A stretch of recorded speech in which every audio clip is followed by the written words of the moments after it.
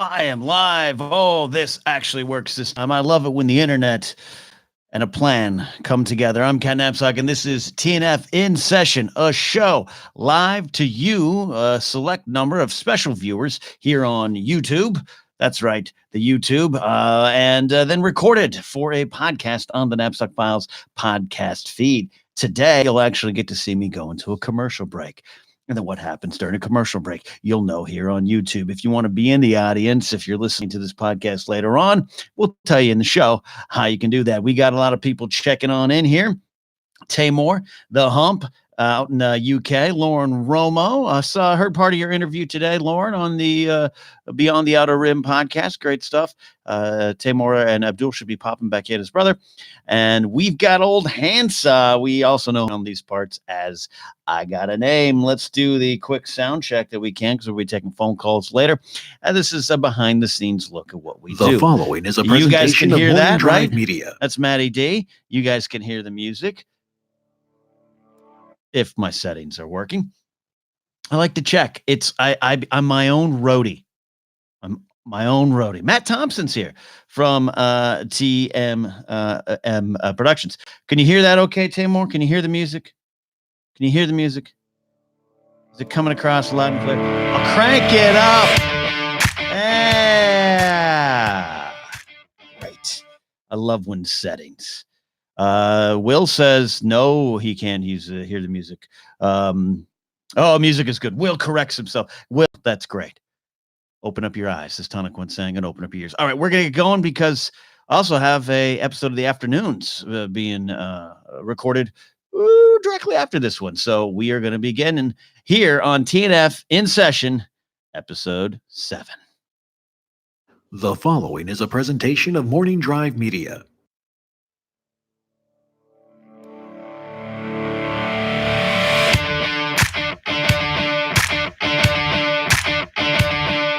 Broadcasting from beautiful Burbank, California, this is the Napzok Files TNF In Session, episode 7. A podcast recorded live to an exclusive audience on YouTube with my Patreon supporters. And I love them so much. This isn't, open to the public. We're going to do things open to the public. I like the public. Public is good, except for when they don't know how to turn right fast enough on Magnolia Boulevard in Burbank. But I love my Patreon supporters. They make so much happen, and that's why we do this show live to them on YouTube, recorded. We take their questions from the Patreon page, and a little bit later, we take some phone calls if they're up to the challenge. A lot of people watching sometimes get afraid. And in the chat room right now, you might hear me refer to them. I Got a Name. That's old handsaw around these parts. Will, Jason Humphreys, the Hump from the UK, Tamor. Brother Abdul should be checking in. I haven't seen him. There he is. Abdul and Tamor, the brothers Buddha there. Lauren Romo from the Galactic Podcast. Get it right, Kim. And Jonas Berggren's here. Chad Benefield's here. I saw Matt Thompson here from TMP Media Productions. A lot of people in today. Love it. I appreciate you guys taking the time out of your life to come here and chat with me and hang out with me. Try to get that. I actually ordered. See this, I always talk about the green curtain behind me. I actually ordered an afternoons banner because Josh and I were going to be doing some afternoon stuff. Hold on that. Put a pin in that. Can't announce why it's being delayed yet. But I might just have to get a Napzok Files one too, or put the afternoons up. Just do some cross synergy promotion, right? I have to admit, I'm recording this live on a Tuesday, and there's a Yankee Astro game going on right now, and I'm impressed with my own discipline to get on the air. I could have canceled this and said I had a cold. The Yankees, though, at the time of this recording, were down 2-0 in Game 3 against Garrett Cole and the Astros, and it's not looking good. So it's not really a sacrifice on my part. I'm just, hoping that if I turn off the game, I'll bring them good luck. Sometimes that's the way sports works. Sports, very superstitious world. It is me and all you hanging out here, and we got questions going to my friends on Patreon. What I do Tier 3 and above on my Patreon support list, you get access to a place to put the questions, to ask me questions, and that kind of is where the show starts. And then we go to live questions from the audience and some phone calls. And I'm challenging some of those folks who have access to that number. I want to hear some new voices. I want to hear the old voices. Let's get some new voices in there. And I love when all the calls roll into one. It's this massive Google Voice cacophony of sound, and we try to see who gets in. So that's what we'll be doing a little bit later. Happy to be with you here. And who else? Anyone else checking in? I love that the Hump and Jonas Berggren are here because they're not Detroit, and they're across the way, across the pond, as it were, listening at a much later hour there. So let's get to some of these questions. We got some good ones here. We got some deeper questions. We got some sillier. It's always a good thing here. I'm going to start with Alice Wadsworth. Around here, we call her Star Wars Alice. She says, "Hey, Ken, are you excited, anxious, or both about being the host of Collider Jedi Council? I'm really excited about it and look forward to Star Wars. Love and who you bring on as guests. P.S. How much does Ratsy weigh, and does she have the Chi I am a lion syndrome like my 7-pounder Coco? The Chihuahua fierceness is, I think, what Alice is referring to there. So let's start. Well, let's start with a Ratsy question. I wish Ratsy could be here to lift her up. She is barely, on a good day, 3 pounds. This is the Chihuahua that it's been in my life now for nearly 3 years, coming up on 3 years. When I joined, well, yeah, it'd be about 3 years since I joined Collider. In October of 2016, time flies.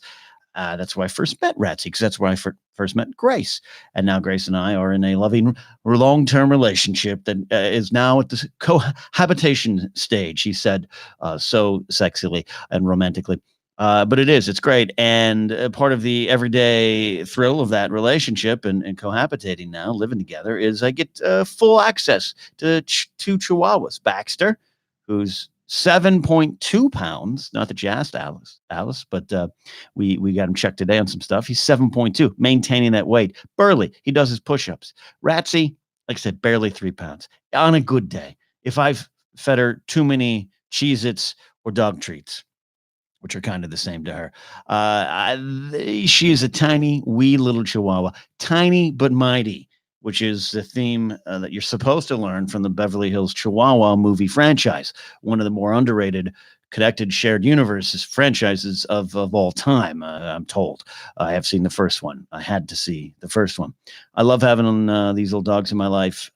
They've added so much. And dogs, as you all know, out there, I think there's a lot of dog owners in the Napzok Files world.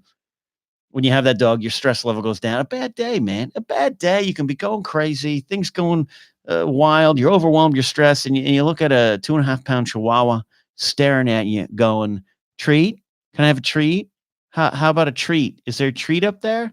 I'd like a treat. And you're just like, my life is about this little creature right now.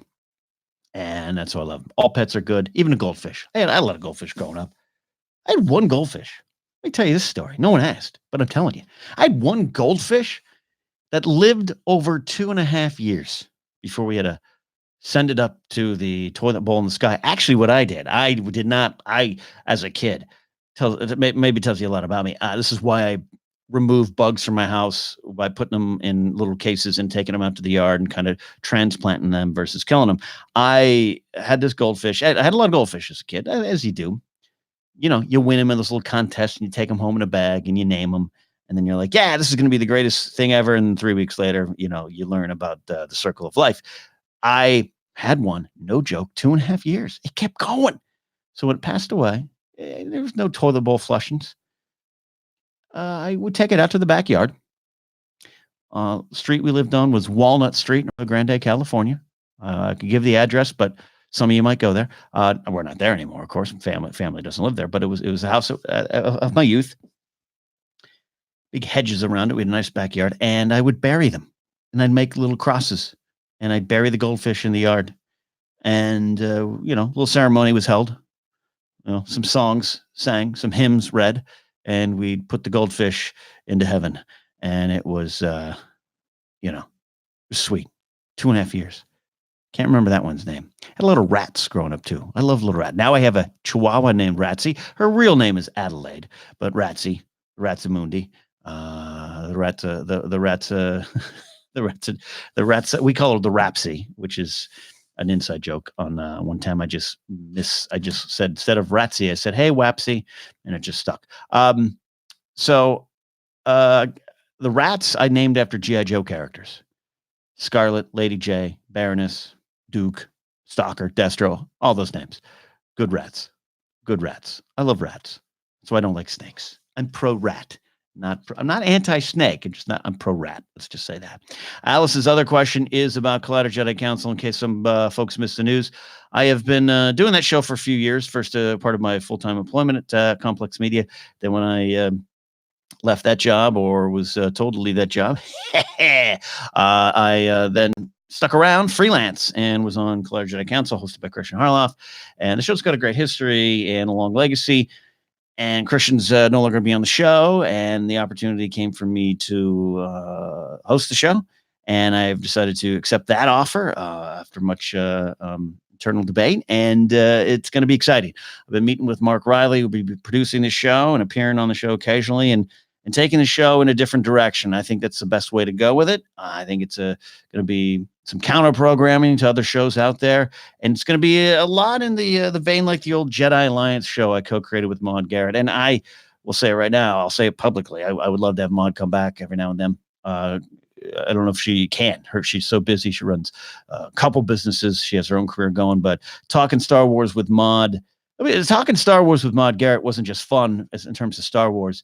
In terms of broadcasting, if you go watch the 29 episodes that Maude and I did together, I think it was 29 in total, before she left. And she actually left to go to Jedi Council because we weren't making any money doing Jedi Alliance. And Collider came in at the time, and I think it was on Collider. It might have been still AMC at the time. Can't remember that. But Jedi Council came to her and they offered her money to go to that show. And it was like, yeah, absolutely, Maude, you have to go do this. You need it. We're the name of the game is making money. This is a career. This is a career choice, not a hobby. So she went and did it. And I missed her. I mean, it was never the same, but not just in terms of Star Wars. In my entire broadcasting career, which goes back to the mid-90s, my old radio partner, Matt Donovan, who's the intro voice here on the Napzok Files, I felt really good with him and chemistry and felt safe. And Maude Garrett. I love Josh McCouga. There's a different vibe. Everything's good. Don't get me wrong. This is one of those. I have never felt more safe on air than sharing it with Maude Garrett. And I would look over, we would communicate with eyes and pacing, our own pacing, and we would host a show that way. And I was getting back in. That was my first kind of like full-time back into hosting back then, 2014. I felt I was getting my rhythm back. She was going strong. And man, if you go back and watch those, like the middle like episodes, like 8 through like 15 and on to the end, that's when we really found our groove. And working with Maude Garrett as a broadcaster, and not just as a Star Wars nerd, was special. So I'd love to talk Star Wars with her again at some point, even just for one-off. We'll be doing that. So, Jonas Berggren is talking about Star Paws, which was our ambush trivia game that Maude really wanted to do. And she hung with me. I know, she can't. She was a special edition generation fan, and I just have that stupid ability to remember silly little things in Star Wars. And so she always was keeping pace. But I never rested on my laurels when it was came to battling Maude and Star Wars trivia. But just love the show. And that's why I'm looking forward to getting back with Jedi Council, taking it kind of to that vibe. Not necessarily the same segments and everything. We'll still talk news. We'll, review things, everything. Though I am not a reviewer of Star Wars things. I think people misunderstand that. I am an expert appreciator, and that's the focus of Collider Jedi Council going forward. And we'll see. I don't want to talk too much business publicly, but we're going to lose a lot of viewers. We already know this. And we're going to have to rebuild again. And I think that's actually a fun challenge and something to do in this day and age. So, Alice, to answer your question, I am excited and anxious. Both. Jason Humphreys, the Hump, he's in chat right now watching, still staying up late over there. He says, what's your opinion on hecklers? Do you have a strategy for dealing with them, or do you curl up in a ball and cry? Wow. Yeah. So my opinion on hecklers and stand-up comedy, especially now that I'm back into stand-up comedy, waiting to get some new gigs lined up. Got a big show with Mark Ellis in November in Washington, D.C. My opinion on hecklers is I hate them. I hate them with all my passion and all my life. Heckling is stupid and inappropriate and wrong. It's just rude. And the problem is at some point, I don't know when. Uh, the idea of heckling being part of stand-up comedy became like just accepted thing. And when I was doing shows a lot earlier on, I think that dog, my neighbor's dog, is heckling me right now. When I was doing shows very early on in like 2003, 2004, I brought some friends from work, because that's what you do. You do bringer shows, and you have to like coerce at least 5-year friends to come so you can keep the stage time. It's just how the business works, unfortunately, when you're starting out. And I brought one of my bosses showed up. He was a retired LAPD SWAT officer, actually, and a really cool guy, good looking, kind of, we used to call him Punch because he looked like Eric Estrada, and he was a really great guy. One really supportive of me. We're still friends to this day. And he was the director of security at the time, and I worked for him. And he came out to the Comedy Store at the Belly Room, and he started heckling every comic there. And I'm in the back waiting to go up, and I'm hearing him. I'm like, oh, Joe, please don't. Joe, you got to stop. Please stop, Joe.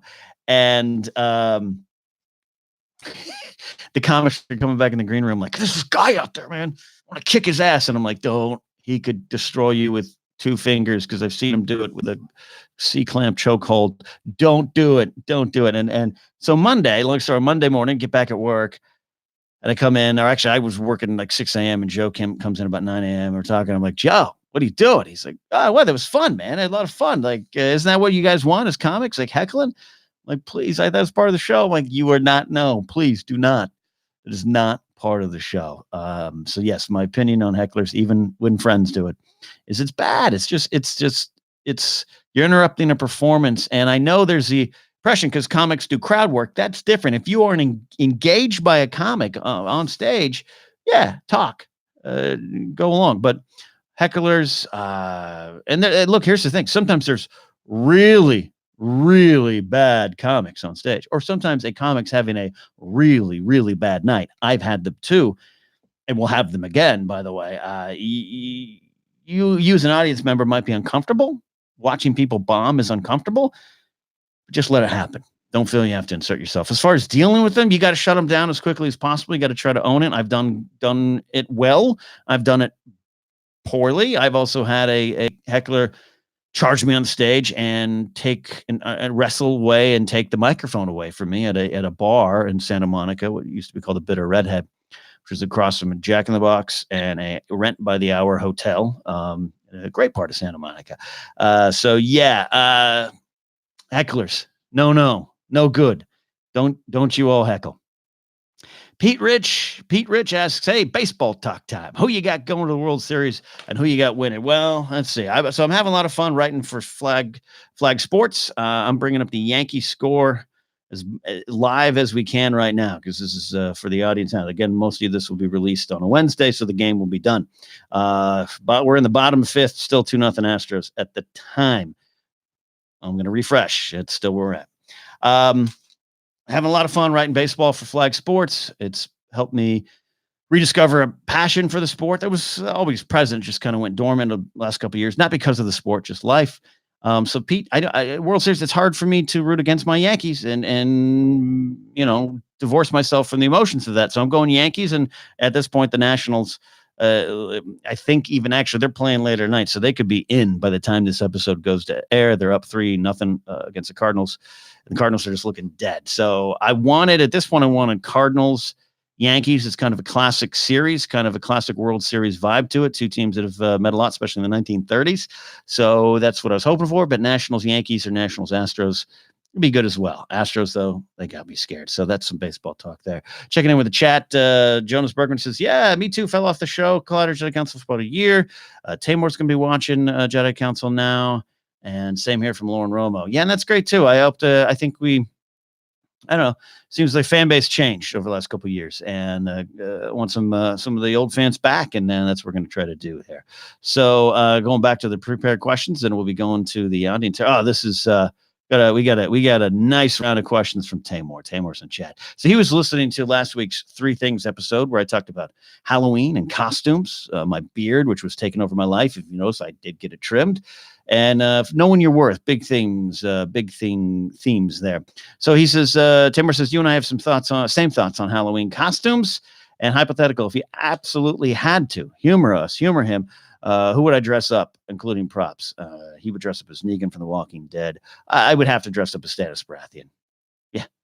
Get that salt and pepper beard going, trim my hair down even more, get the flaming heart armor, and just walk around saying the Iron Throne is mine by right. I think that would be great at parties, right? I think people would like that.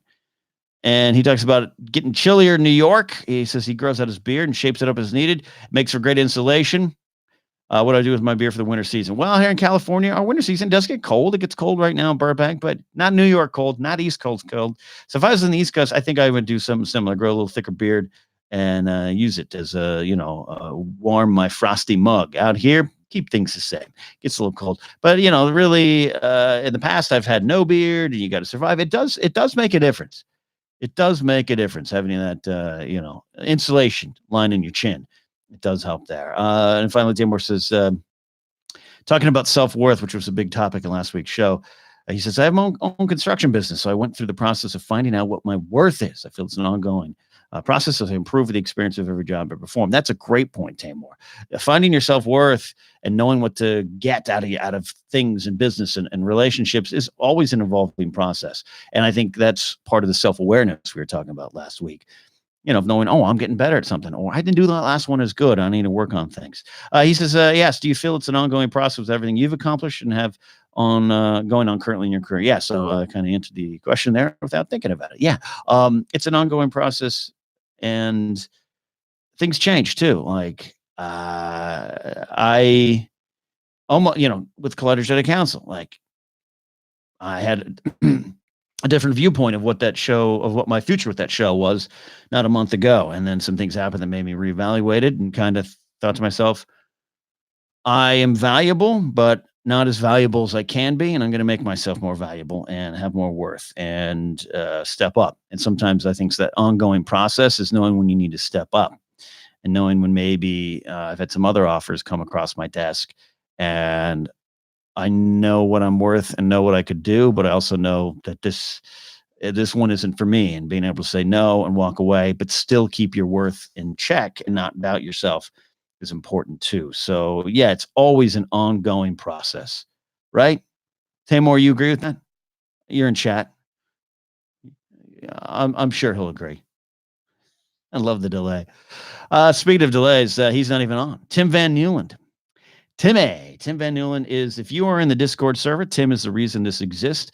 I was having trouble adapting to the idea of what a Discord server could be for my Patreon page. And Tim volunteered, stepped up and said, let me help. And because of Tim, we have a robust Discord server on the Napzok Files Patreon page. He has a question. Tamor checks in with a big thumbs up and says, yes. Tim Van Newland says, I can't join the show because of time zones. I love my international audience. I said, so I'll be asleep when you start your broadcast. I wish I was asleep. On to the question. Is there one thing you did when you were young, when looking back now, you cringe at? For instance, when I was young, I was proud of my shoe size for some reason. I had a big shoe size for my age. No comment. And I told everyone in my class, I don't know why I did that. But when I think back to that time, I cringe. Anyways, have a great show. Thanks, Tim. Things I did in my past. Yeah, I'll tell you what. I remember one time I had a very bad job interview. It went, it was really bad. And as I was being interviewed, it was a friend of mine's business, but she didn't really remember me from elementary school. And I was going to tell her the interview, but as I was walking to the tables in a pizza restaurant in Shell Beach, California, it's still there. It's called Dell's Pizzeria. It's now in a bigger location, but I walked up and we're going to sit down at a table in the middle of the restaurant. I'm interviewing for like a dishwasher position. All right. I'm like 16, 17 years old. As I'm passing by, I see a family from an old church I went to, and they hadn't seen me since I was like 6, but I didn't know what I was thinking. and her name was Marnie. Her name was the wife's name was Marnie, and the husband's name was Chris. And they had a kid, and a kid was probably an infant when I last saw them. But I'm walking up to the interview, and I'm really nervous about this interview, and I just look over and I just go like, "Hey guys, oh my gosh, good to see you." And they both stare at me like I was a ghost that just appeared in front of them. And then the lady interviewing me looked at it. It was just like, ah. So that's not something I would normally do. It's not exactly Tim's question, but I cringe looking back at things like that. So sharing your shoe size is sharing your shoe size is something that I would put in that category, Tim. But I'll tell you what I did do. I'll tell you what. I was a lonely, sad sack of a person by the time I got to high school and college and beyond and into my 20s. Lonely, sad sack of a person. And I wore my heart on my sleeve, but in the worst way possible. And this leads to the conversations that go on around these words like friend zone. And, look at Ser Jorah on Game of Thrones. Ser Jorah is me. I love Ser Jorah. I don't think he falls into that category too much. He's a sad sack, but in a good way. I was that nice guy that felt he finished last and kind of could get angry about it. And you learn at one point that that's just not the way to approach it. And I think there's a lot of quiet, nice, shy guys out there who aren't the negative. There's a lot of negative connotations right now around them. And I'm not here for that. There's a lot of, I was just a nice, sad, shy guy who didn't know how to communicate normally, who didn't know how to go out and just be confident. And if I was attracted to a woman, go out and communicate on a normal level. And so I would put that on them, but not in a negative way. Not, I know there's the incels and all these things. That's a different conversation. That's bad.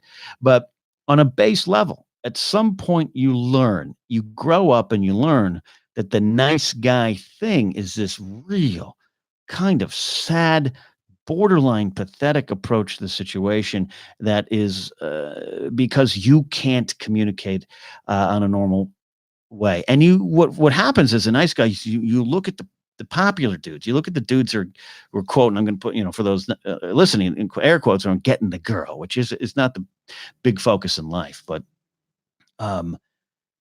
you focus all your anger on them, and they're not necessarily doing it right, by the way, as we know.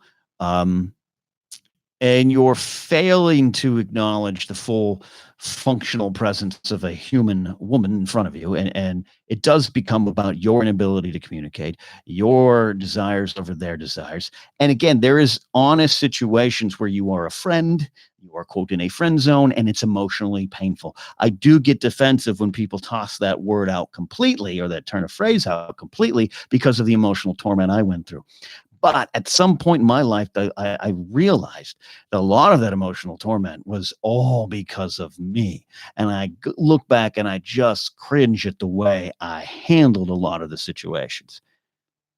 It's just, it's just the way it was, the way I handled myself. And wearing your heart on your sleeve and being that kind of hopeless romantic is okay. It's okay, and it's not, doesn't make you inherently evil. But check yourself at the door. Check yourself what you're doing, and check yourself when it comes to what positions you're putting in some of the females close to you. Again, there are 100% honest situations where you meet with someone, and I know it goes the other way too.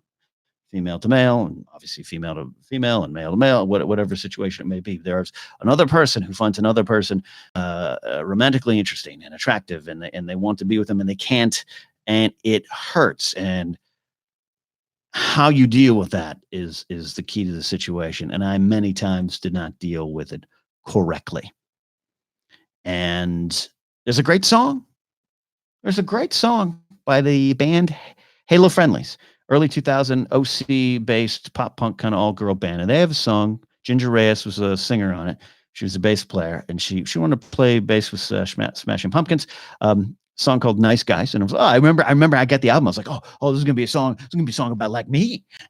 And the song was just basically, it wasn't mean, but it just was to the point, like, hey, nice guys wait too long. And that's the problem. And now you're hurting me. It was a great song. Check it out. And that actually was one of the first times I was like, oh, gulp. Yeah. And it's easy because a lot of creatives, a lot of writers, male screenwriters, are that ilk. And I'm of that ilk. Sad, lonely, kind of shy. Grown up, not now.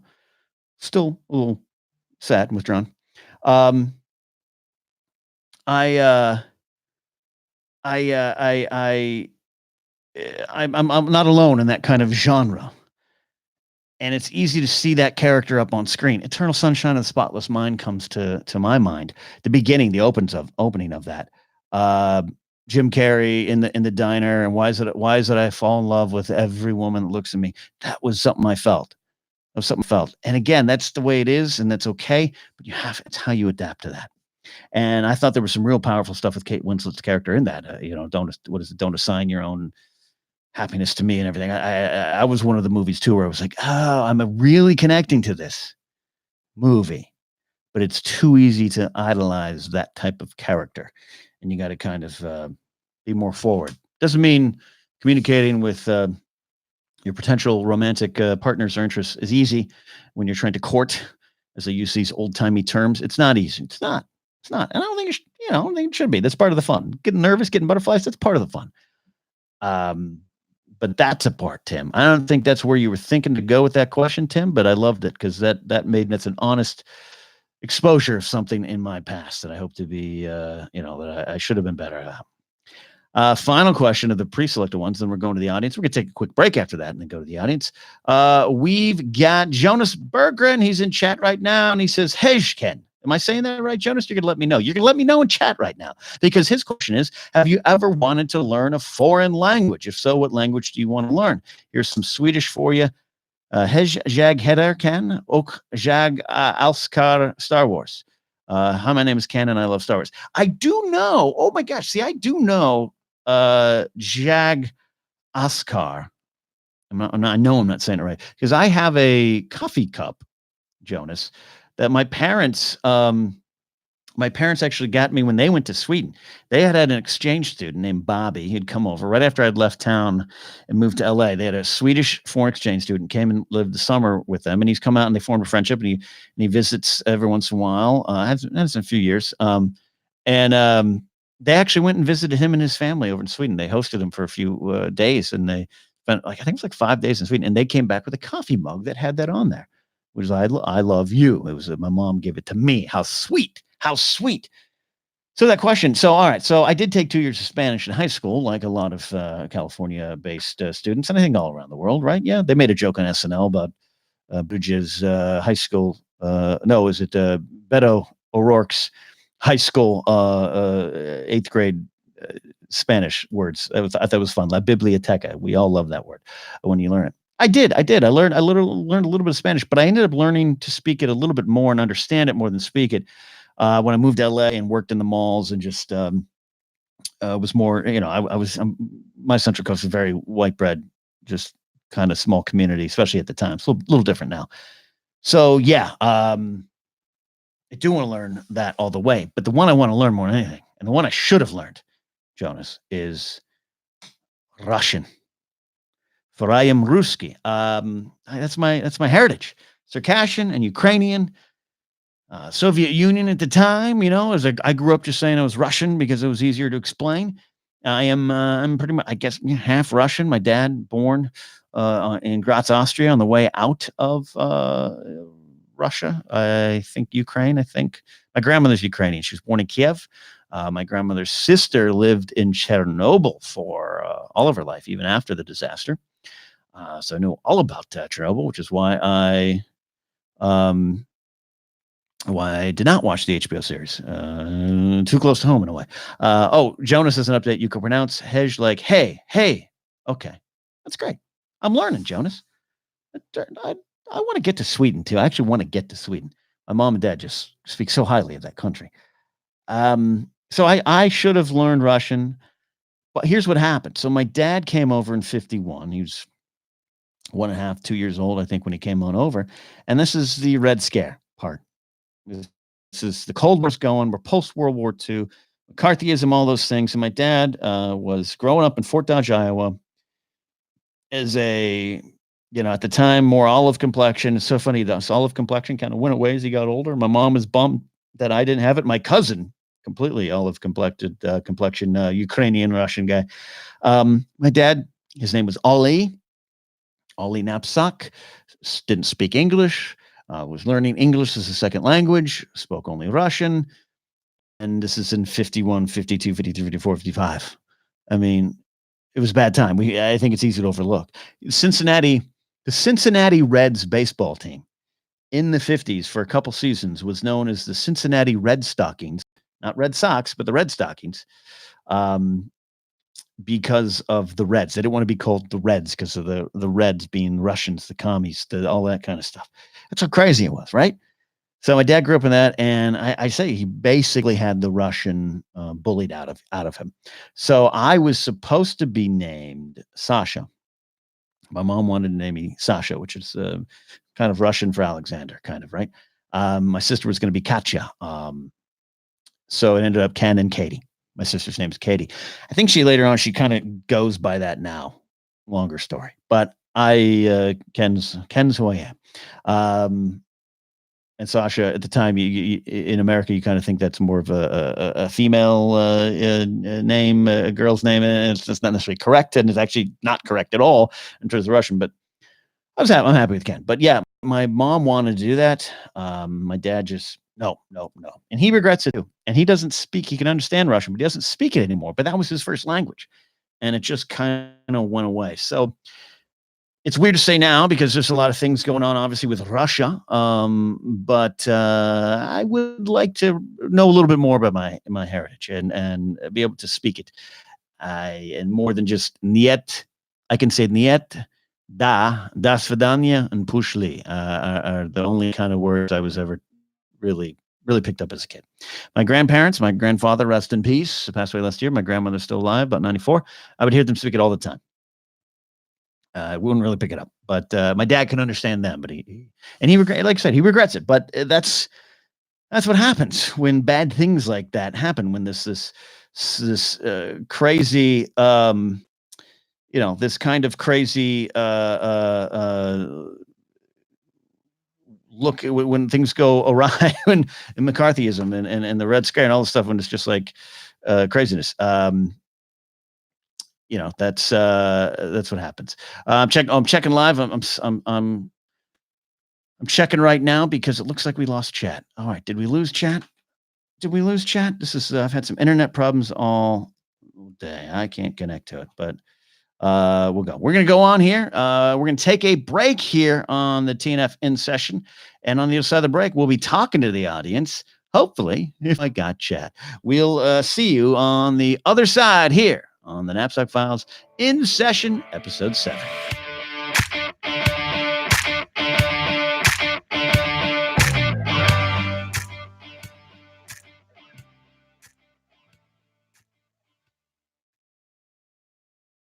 All right, we're live in the break on YouTube. That's what we're doing. I'm going to leave this up. This is like, remember we used to watch the satellite footage, the satellite feed of NFL games or sporting events, and they'd go to commercial, and you'd get to actually watch like the announcers be like, "Hey, Bob, can you get me a pizza? Bob, I'm kind of hungry. What's going on in the Cleveland game? Hey, did you see that cheerleader down there? Are we still on? That's what this kind of feels like to me. I decided we'll do this, but we did lose chat, and that's disappointing to me. So we're gonna try to figure that out. We will. What do I do? What do I do? That's going to be a problem when we try to go to phone calls. How do you connect to chat? No, this is what we do. Like by myself in the chat room. I might be. Okay.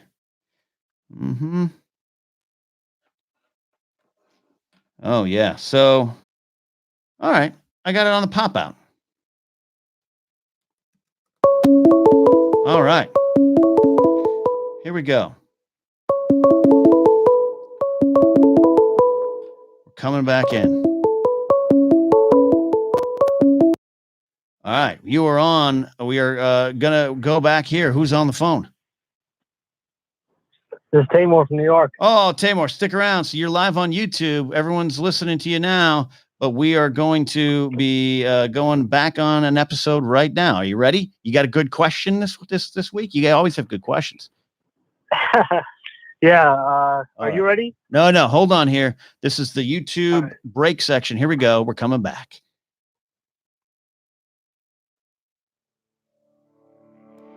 All right, we're back here on TNF In Session. We had some tech problems. I actually was very glad that we took the break. It allowed me to communicate. Teacher is back, says Chad Benefeld. Kyle Harlow is here. Says, Privet Kamerad Napzok. Yeah, I don't know what happened. My chat disconnected, but I popped it out, and I could see everybody like Jonas Berger. He says, thanks for the answer. I need to sleep now. Pete Rich says, we're just being listeners. Now we're back.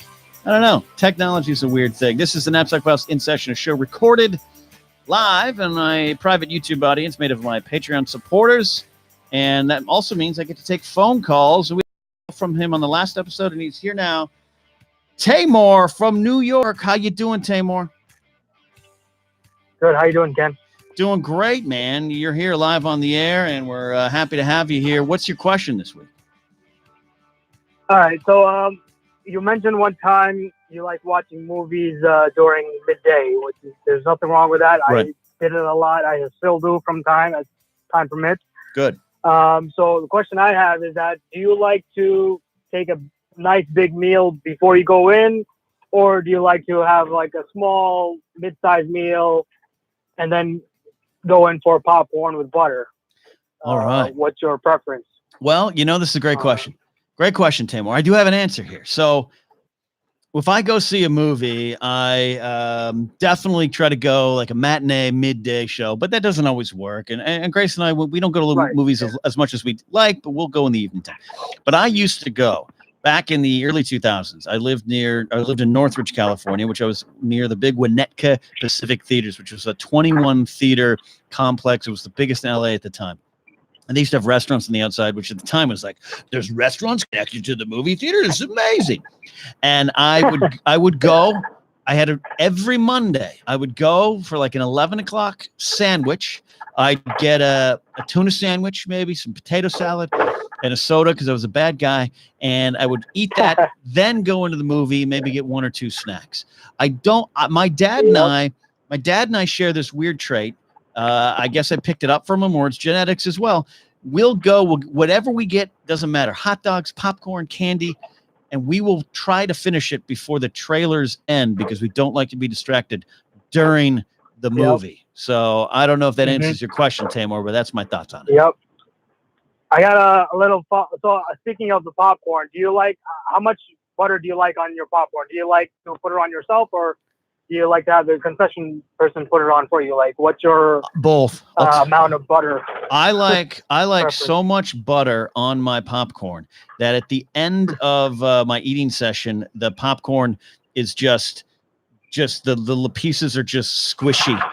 They're just squishy, like all the butter comes out. I like too much. So I'll tell them a large corn, please, butter, and then I'll go to the butter station and I'll do it. And I prefer, if I don't like to bother them, like let them do their job, but maybe fill it up halfway, butter me, and then fill up more corn and butter me again. So that's what I like to do. Sounds good. Yep. All right, Tamor. Great minds think alike. You are great minds indeed. Get that beard growing. It's getting cold out there, and thanks for checking on in, my friend. You got it. All right, I'll go. All right, that is Tamor. You guys out there on the Discord server got access to that phone number. If you want to call in, go ahead and do it. I love chatting live with the folks, and the chat room is up. And in regard, this is Tamor got us really thinking. Lauren Romo says, love going to early viewings, cheaper. That's true. And not as many people. That's the best. That's the reason why, Lauren. I don't want someone behind me. I don't want someone chit-chatting. I don't want that weirdo that sits right next to me when there's an empty row. I don't want that. Chad Benefeld says, I'm a Friday lunchtime moviegoer. That's okay. I can do that because you still feel the weekend vibe. But you get to be by the month, be by yourself. Lauren Ramos says, Lauren's accusing Chad of wasting taxpayer money by going on his work. But Lauren then follows up and says, no butter for her on the popcorn. That's a brave choice, Lauren. Will McLean says, I could use a straw to get that butter all up in there, not just on the top. Will, this is an audio podcast, but a video as well. I salute you. That's amazing. Old Handsaw says, movie theater butter ruins my clothes. I'm a slob. Old Handsaw, you and I, we're friends, Old Handsaw. I think if we were to go to dinner together, we would both suffer from most of our meal ending up on our shirts. Just ask Grace. That is a problem. I don't know what the problem is. I guess I'm a slob, but yeah, it's not good. It's not good. I'm trying to learn. I also nearly choke on every sandwich I eat. I got to work on that, Hansa. I got to work on that.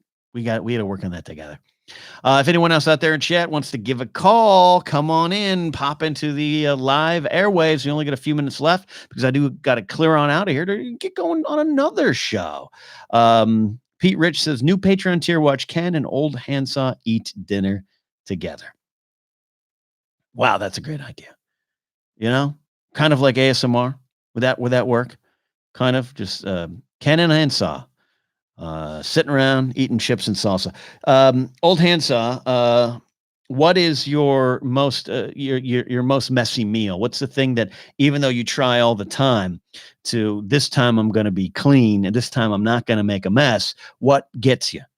Because I definitely know my answer. It's insane how messy. Where now it's definitely a me problem, and that's chips and salsa. I know I put too much salsa on the chip. I think I go through salsa. The restaurant knows I'm coming. It's just all over, not just me, but the table and the placemat. It's kind of crazy. Like, I've disintegrated placemats at Mexican restaurants because I just drip all the chip and the salsa on it. I don't know. And I'm conscious of it. I'm aware of it, but it still happens. Lauren Roma says tacos get her every time. Kyle adds to the movie conversation by saying going to the first movie showing of the day, late during its theatrical run, you can get a private screening. Ooh, that's a good idea. Yeah, waiting. Waiting's a good idea, Kyle. I like that answer a lot. Old Handsaw, also known as I Got a Name, says it's a tie. Hot wings and breakfast burritos. Yeah, hot wings. I like the idea of hot wings. The concept and the execution, not a good thing for me. Not a good fit. All over my face as well. But the chips and salsa, what gets me, hits all over everything. Just everything. It's like even in the booth next to me. I get it behind me. I don't know. Chad says spaghetti. Oh, yeah, spaghetti. There's a great picture of me as a kid. And I think a lot of people have this picture in their own personal portfolio. There's a picture of me as a kid with a placemat with a bunch of race cars on it. So I think it says like Kenny's placemat. And I've just got spaghetti head to toe. I'm like 3 years old. And the smile on my face hasn't gone away my entire life. I think that's evidence that it's ingrained into who I am. Just a slobby eater. I got to work on it. I know. Like a dog, but we're going to work on it. Pete, don't retch, Pete. You're rich. Pete Rich says, when I used to eat fast food, Arby's sauce caused problems on the beard. Yeah. And good on you for moving past fast food. I'm actually doing pretty good on that. Del Taco gets me every now and then. Yeah. Pete, it's a good point about napkins. Good point on those napkins. Napkins sometimes just make things messier. I don't know the answers. Maybe if there was faucets at booths in restaurants, you could just wash as you go. Wet paper towel, but wet paper towel works. Yeah, works in a lot of things, right? Lauren Romo says that would be a great daily Discord on our Patreon page. The pictures of us as kids with food all over us. That's a great idea, Lauren. I'm going to try to track down the picture. I don't own it, but I'm going to try to see if my mom can send it my way, and I will absolutely post that. Tamor says he's a napkin abuser. Well, that's not a good thing. Respect the napkins. Our phone lines are open if anyone wants to call on in here. Those in the Discord server with access to the number, you got it. Look it up.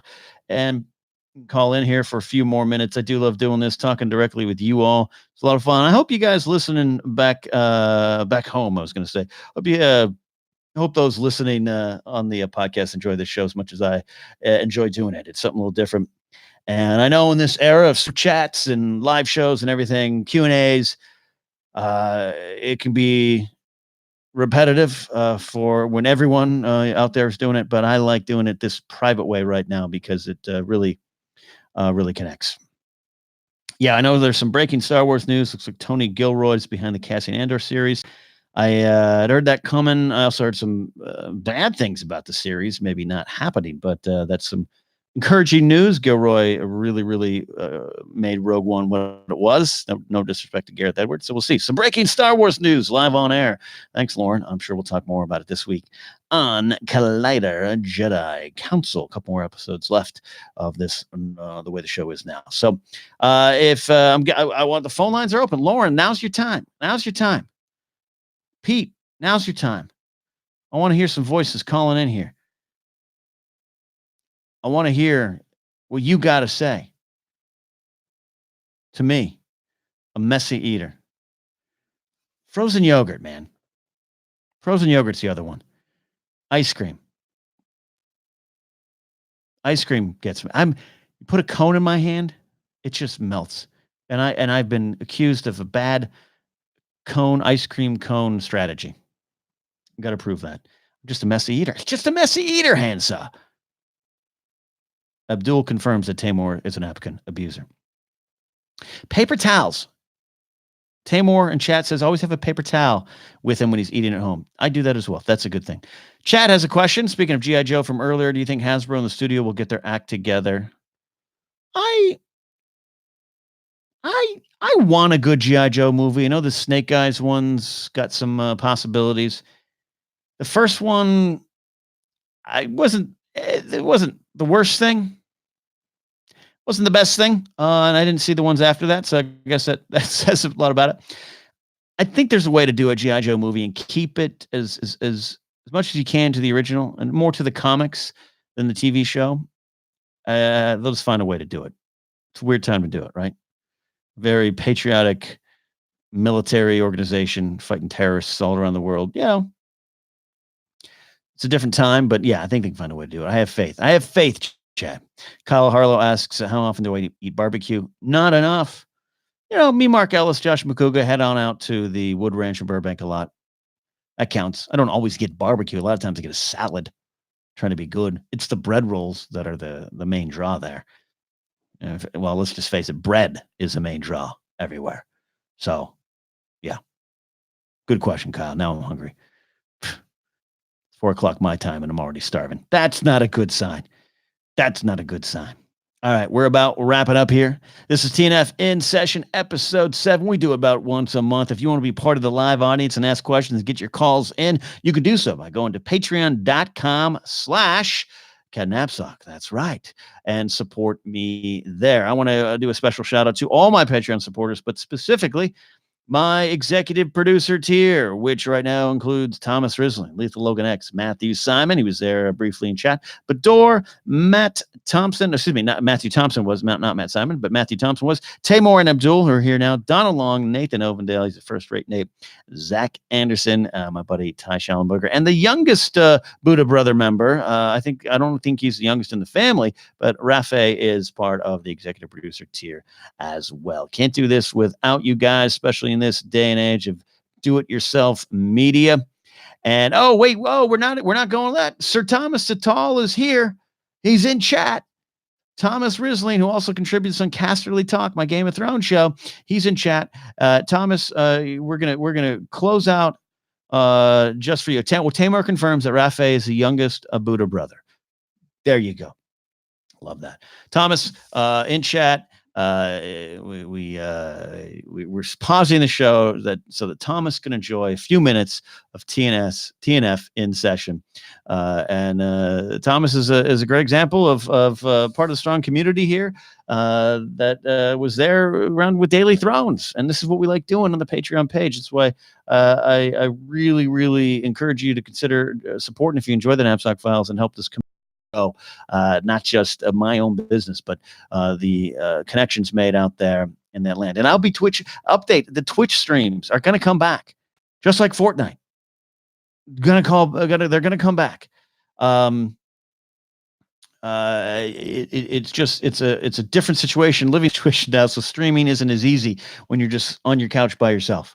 I get two chihuahuas to consider, and I know the chihuahuas love to be on the stream.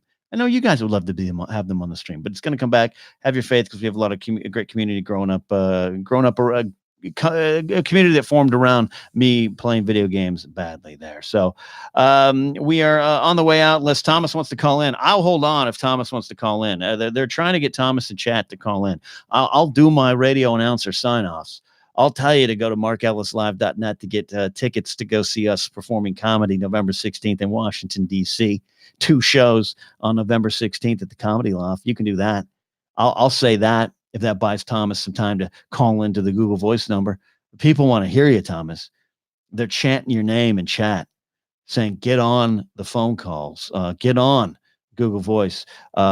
Pete Rich says, let's hear those golden pipes. Yeah, I don't want to beg for calls here. I sometimes had to do that in radio. Sometimes you'd have to fake phone calls. That was actually my first experience getting on the air. Was my program director was sitting there, and we had a concert ticket giveaway. He wasn't getting phone calls, and he turns to me and goes, "Go call me from the other room." I said, "What do you want me to do?" He says, "I don't know. Just make something up." And so I pretended to be a character from an area of our hometown called Napomo Mesa, kind of an agricultural area, and called in and played a little character. And my program director came back and he's like, "You're funny, kid." I was 18, and that's how I got on the air. Oh, we got it. Here we go. All right. Live on TNF In Session to close out the show with his radio playing in the background like an old style thing is Sir Thomas Satal, I'm assuming, unless it's someone else. Thomas, how you doing? Hey, thank you very much. I'm glad I made it for the last second here. You did, man. We stopped the show for you. That's how much you're valued in this community here in the Napzok Files. We waited for your phone call from the Great White North because we want to hear your voice. How are you doing? You probably don't have a question. Now we're just chatting. I'm doing great, man. This is great. I'm glad I made it for the last minute. It's a little rainy, a little wet, a little typically Canadian, but I'm making it through it. What is typically Canadian? Is it just mushy weather or cold weather or snowy? Is there some nice springs? Yeah, typically, there's some nice springs. There's some nice summer. Right now, I'm staring at way too many millimeters of water. Or sorry, let me correct my imperial measurement system here. About a half an inch of water, kind of all over the place. Oh, okay. So yeah, that's pretty typical. And then you hit November, December, and just get a little bit of snow. A little bit. You were just a little bit. You were on the Vancouver side of the world. How much traveling have you done in Canada, as we occasionally say down here by mistake? So little that I'm mildly embarrassed about it. All right, I've been to Toronto and Alberta. That's pretty much it. But that's interesting to me because I don't know why I'd think that just because you live in Canada, say you lived in Montreal, that suddenly that means you'd be all around the country. Where there's a lot of people in the United States of America that born in one state, die in one state, and don't see another one. And that's true. I actually was on that path for a very long time. Other than, I think, a quick trip to Vegas or something in my youth. It was all California, Oregon, and Seattle, but I was too young to really comprehend it. It wasn't until my late 20s, early 30s that it was like, oh, there's freeways that take you to other states. So don't feel bad about it, Thomas. Yeah, that's kind of how I'm at. I'm trying to convince myself not to feel bad. But, hey, man, it's hard not to want to see your homeland, right? Yeah, absolutely. And when you get out here to these United States, is it easy for you to do that? Oh, man. As soon as I can. It's that trouble with getting someone to babysit the dog. Oh, that's true. Well, we do allow dogs in the Americas here. So come on down. There you go. In these continental United States. Thomas, we'll let you go here, but I want to know, you're a Game of Thrones aficionado. You contribute to Casterly Talk. You guys out there can listen to that podcast feed. Where's your mind right now about the Fire and Blood prequel series that's floating around out there? So the biggest thing on my mind, and it's pretty much nonstop, is I feel like it has to start after the Dance of the Dragons.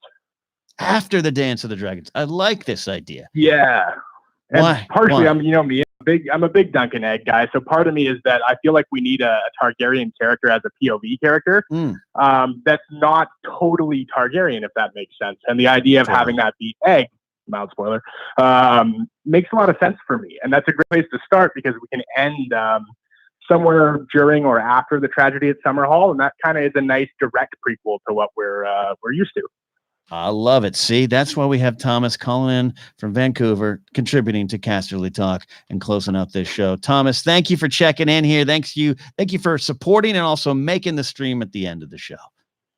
No, thank you for having me, Ken. It's always an honor to talk to you. All right, go dance in that Vancouver rain. All right, that is it. We are now officially on our way out of here. I want to thank everyone in chat today and a lot of fun folks. Someone else is trying to call in. Well, they hung up. Nope, that was Thomas. This is why I love doing it live. I love doing this live, warts and all, especially here on YouTube. You're getting the whole thing. Pete, Tamor, Abdul, Lauren, Kyle, Chad, Old Handsaw. The Brothers Buddha, you guys are the best. Also, Jason Humphrey, Jonas Bergram, Will McLean earlier is checking in as well. Matt Thompson was here for a bit. You guys are the best, and you make this possible. We are small, but we are mighty, and we love doing this. So on that note, we are out of here. This is Napzok Files, TNF in session. We'll see you on the next show. Bye.